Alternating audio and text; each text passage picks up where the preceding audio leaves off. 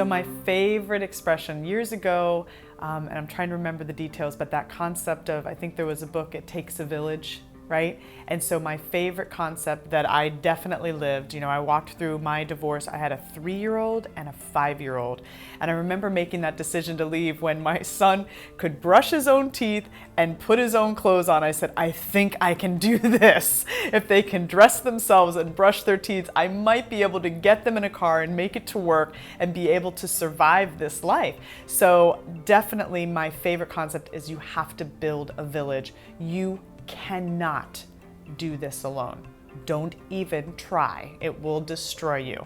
So to find those supports. Like I said, again, religious institutions are great for having, I know a lot of people that just have decided to go to church because there's a daycare in the church, and for the love of God, you get an hour off on Sunday morning or 2 hours off to just take a breath and go to a little meeting or go to the, the service or go eat in the some of these churches have beautiful dining rooms to just take time for yourself. So you're going to have to get a village. So that's one great option.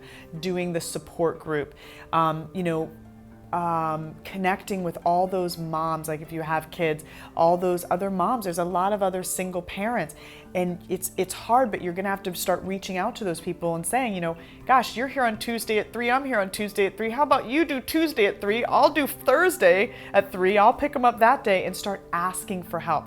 Most women are codependent. And if you don't know that word, look it up. But it means, one of the things about codependency is we do not know how to ask for help. You're going to have to learn to ask for help. So building the village, building your support. If you have a family nearby, start using those resources. I know family dinner became a lifesaver for me when I had kids, going to, and if you don't have family nearby, that friend that you've known forever, that you're practically part of her family, and doing a family dinner night where you go there and you can have a little bit of respite, a little bit of support. So building that village is imperative. I know for me, I remember building the village of people that worked on the house, right? The air conditioning breaks. I don't have a husband to say, hey, handle this.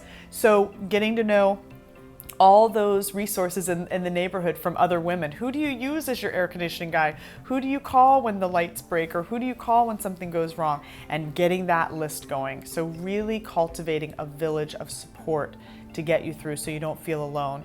The next part is, of course, basics. For stress is the basics. You've got to eat. I know I can't even talk about how much weight I lost going through my divorce. They call it the divorce diet, right? So you've got to eat.